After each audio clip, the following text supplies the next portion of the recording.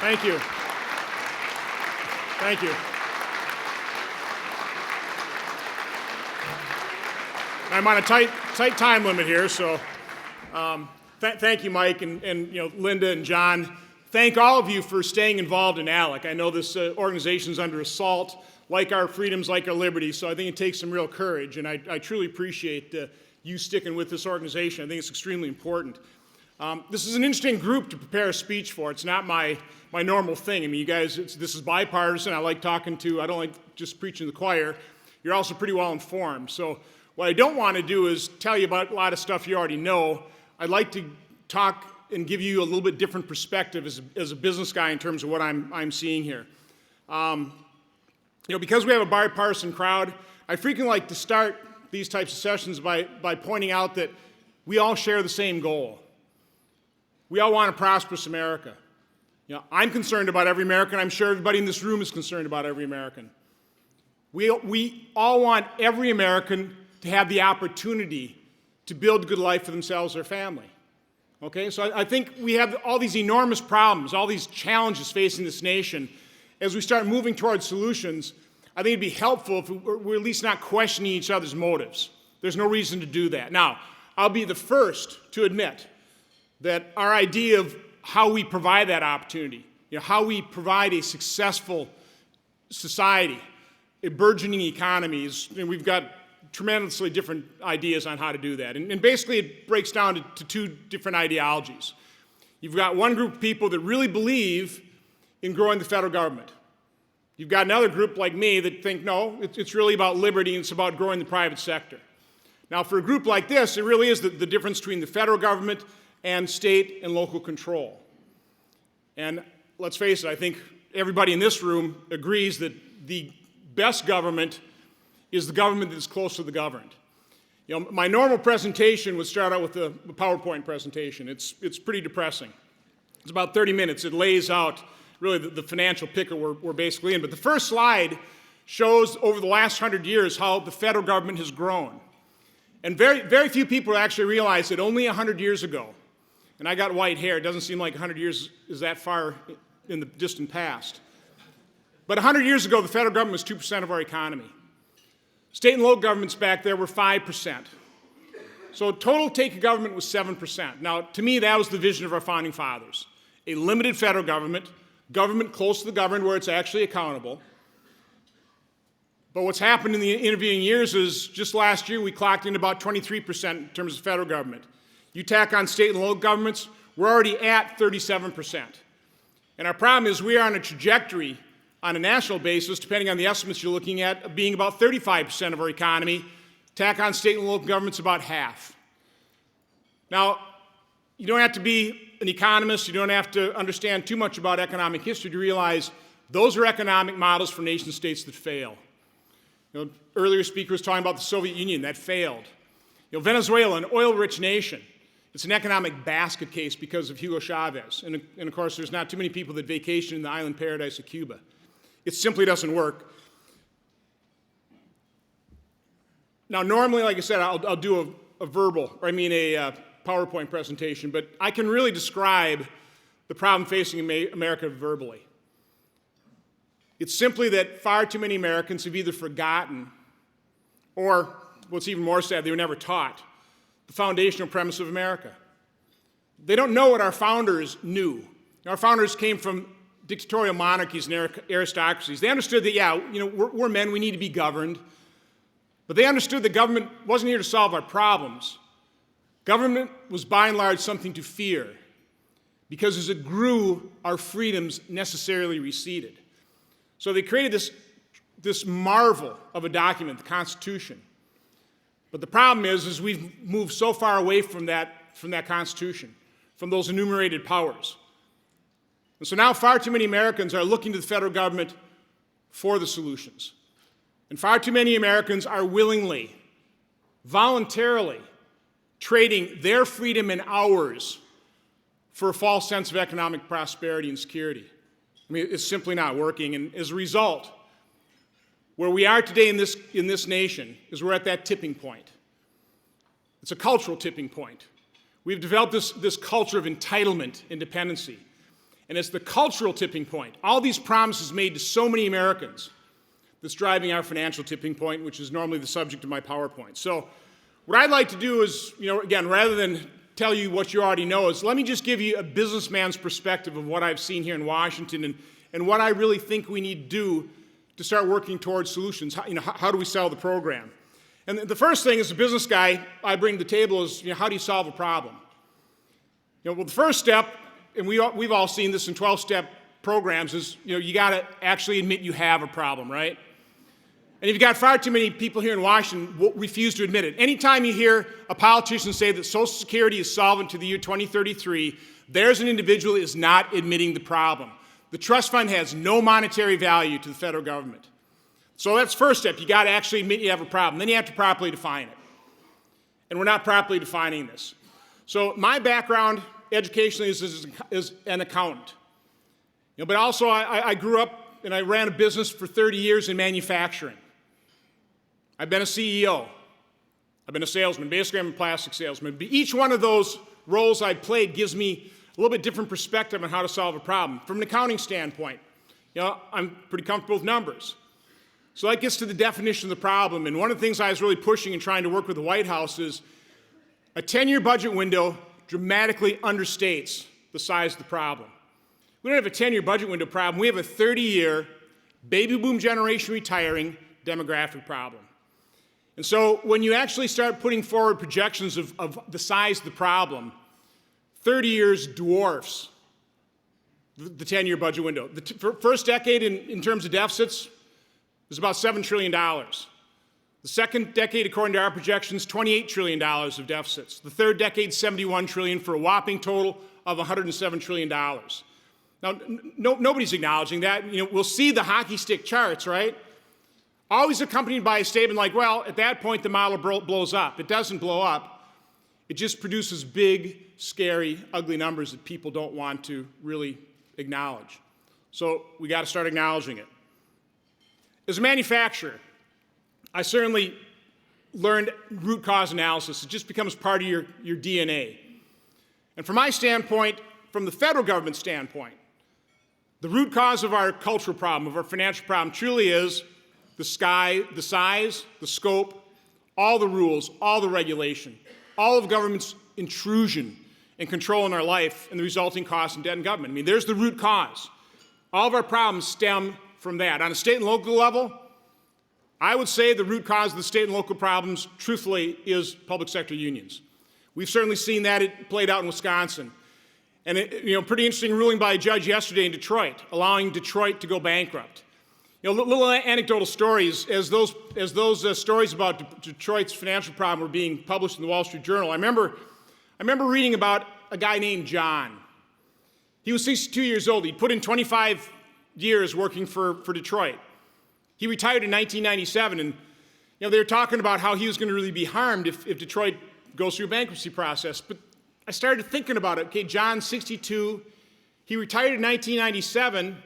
After 25 years of service, I go, well, gee, John retired probably before he was 50. He worked 25 years out of a lifespan that, let's face it, on average is about 80 years.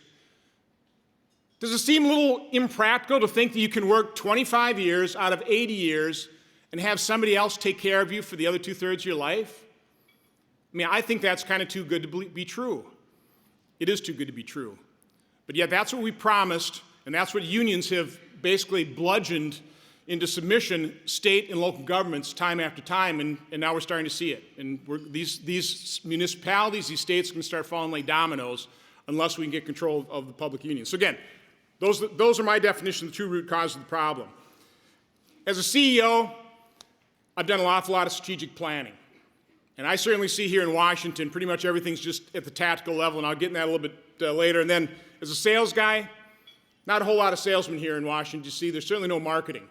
When I'm talking sometimes to business people, particularly manufacturers, to kind of convey the dysfunction, which, by the way, it's almost impossible to convey the true dysfunction of Washington, D.C., I'll sometimes describe what you have here is you got a bunch of engineers. They're really lawyers, but just go with me with this analogy. They're engineers. They're smart people, cranking out all kinds of product, right? But the problem is there aren't too many salesmen. And there's absolutely no marketing effort. There's no idea, no concept of a product rollout, how to sell the good ideas. And that's a real problem because we're up against the left. And they've got something that's pretty easy to sell. So let me just talk a little bit about the strategic planning process and really what we're up against. Now, as a business guy, I've done an awful lot, and a strategy starts with recognizing reality. I mean, you have to acknowledge it. You got to ascertain it. You got to bow to it. Then you establish goals. Then you develop a strategy, and then tactics to complement the strategies. So if you're of a tactical level, and that's what I see here in D.C., well, those tactics aren't tied to a strategy, which aren't tied to a goal, which isn't necessarily tied to reality. You can kind of see sometimes where we're kind of in trouble. Now, I don't know a successful business organization that doesn't have a very well-defined mission or vision statement, very well-established goals to achieve that mission, and then very well-established strategies to achieve the goals. And that's kind of the hierarchy. Mission statement, goals, strategy, and then, of course, everybody understands the roles. Well, what we're up against on the left is they've certainly got their vision. It's utopian. I mean, they really think they're so smart and they're such wonderful angels they can actually create this heaven on earth through government. We don't believe that. Their goal, from my standpoint, is pretty much power, control, the accumulation of it. Everything else is secondary, which allows them to remain incredibly unified. Their strategy is what I always call diabolically simple, depressingly effective. It's addict Americans to government. It's been in place for decades, and they're winning. And when they're winning, America, our constitutional republic, is losing. And of course, how members of Congress or members of state legislators or liberal governors, how they tie into that strategy is pretty simple. Just pass a law that addicts Americans or your citizens to your form of government. Make yourself indispensable. That's how you get reelected. Now, what's our strategy to counter that? Well, from a standpoint of vision statement, conservatives have the most wondrous vision statement ever created by man, I believe. We hold these truths to be self-evident. A marvelous vision for self-governance. And from a standpoint of strategy, I mean, we're for limited government. We're for federalism. Now, what's our strategy to connect to those goals, to that vision? I don't know. I've been here 3 years, still haven't quite got to that stage. And that's a real problem for us. It's a huge problem for us. Now,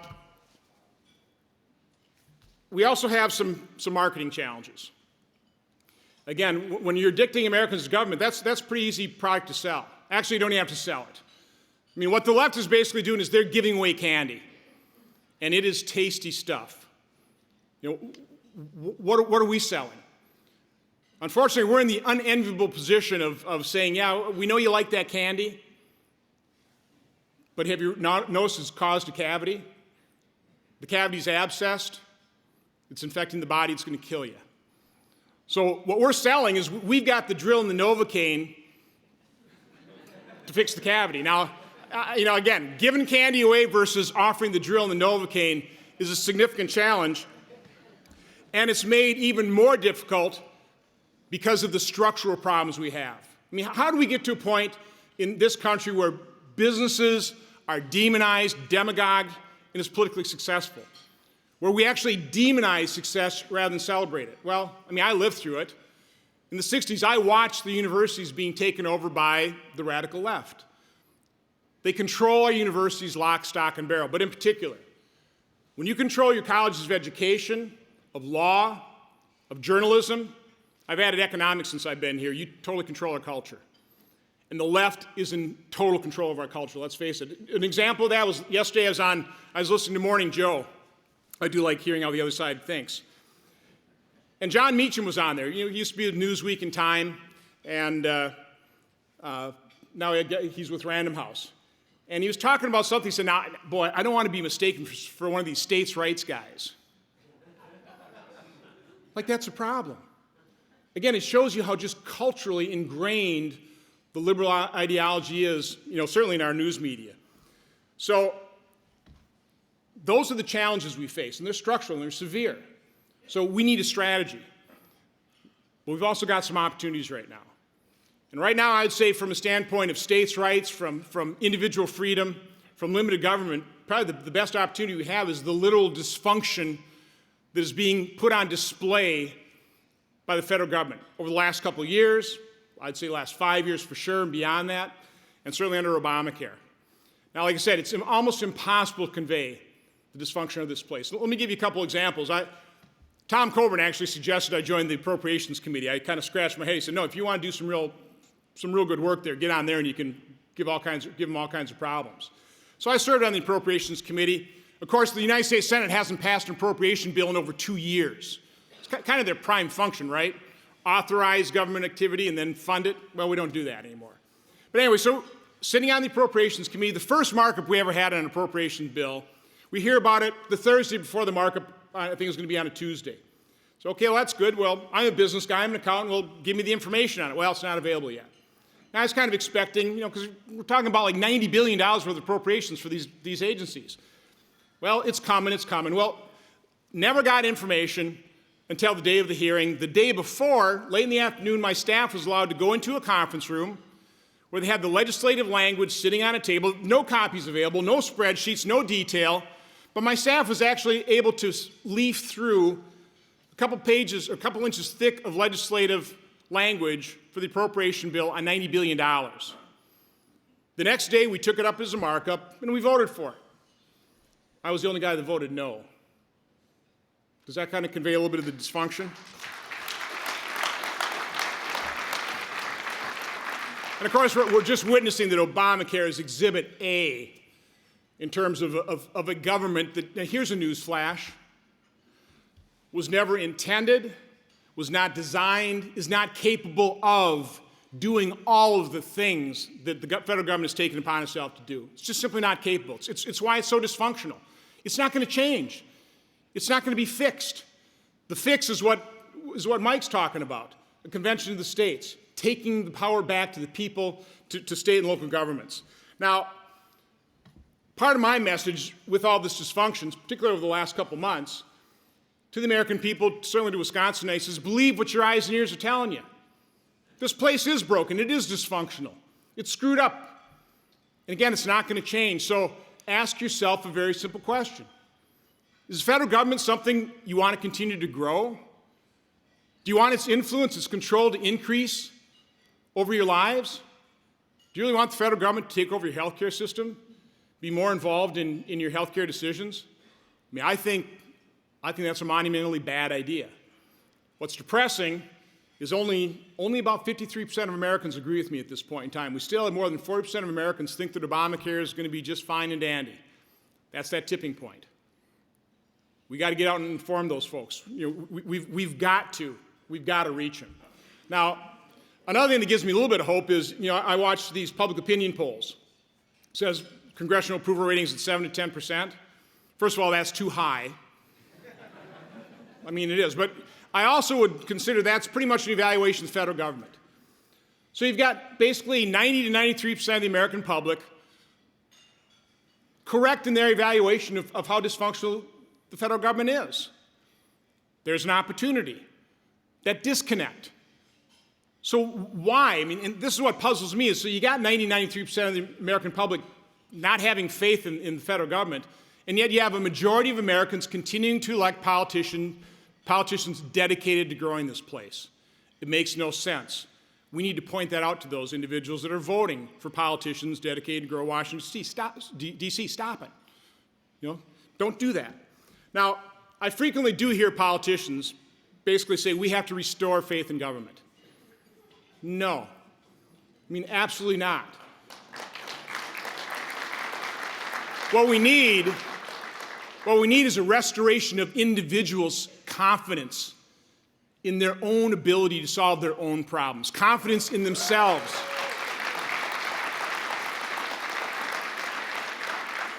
Confidence in themselves, their faith, their family, in their local governments and their state governments. That's what we need to restore. What we really need to engender is, and let me underline this, the healthy distrust for this federal government. That's what we need to engender. Not restore faith in the federal government, engender the healthy distrust. So in my final couple seconds here, let me just lay out a couple things that we can do. First of all, we need to restore that balance in our universities. Now, that is a long-term project. The left has been working at it decades. It's going to take some time for us as well. But we've got some really good conservative universities, places even like the University of Wisconsin-Madison. We can encourage places like that to adopt David Horowitz's academic Bill of Rights, and then utilizing state legislators with the power of the purse, put some enforcement mechanisms behind that. So I'd encourage all of you to consider in your legislator to make sure that your state university systems have the academic Bill of Rights with enforcement mechanisms so people actually can be, let's face it, brought to heel if they don't adhere to the terms of it. I would strongly suggest state legislatures, state governors work very closely in coordination with their congressional delegations to start devolving power back to the states. We really do need to start with model legislation, but that's coordinated, so that if the states are passing laws that return the power back to the states and the people, we're trying to pass the exact same laws at the exact same time, using the same language, the same talking points, the same arguments. Because it's a political process, you got to inform, persuade, you got to win the argument. And then finally, I'm a big supporter of what Mike is proposing here, the Convention of the States. This problem is not going to be solved in Washington, D.C. It's got to be solved by we the people. We've got to take the power back. I can't think of a better way of doing it, because Washington is not going to give up power. But one small little suggestion, and I've read Mark Levin's book, and it's got 10 amendments. Ends up getting pretty level detail. What I would do is I would keep it simple. Basic business principle, the KISS principle. Keep it simple, stupid. I would try and set this up as pretty targeted. And what I would suggest is the convention of states ought to come out with an amendment to, first of all, restrict the abuse of the Commerce Clause and the General Welfare Clause, and also reinvigorate enforcement of the 10th Amendment. I would limit it to that. And I try and do it quickly, and I try and come out of that with the basic approach that this isn't just the only time we're going to do this. We're going to be coming back to the well, and we'll have more of these convention states as needed until we actually return the power to the people and to the states where it properly resides. So with that, God bless you. Thanks for the opportunity.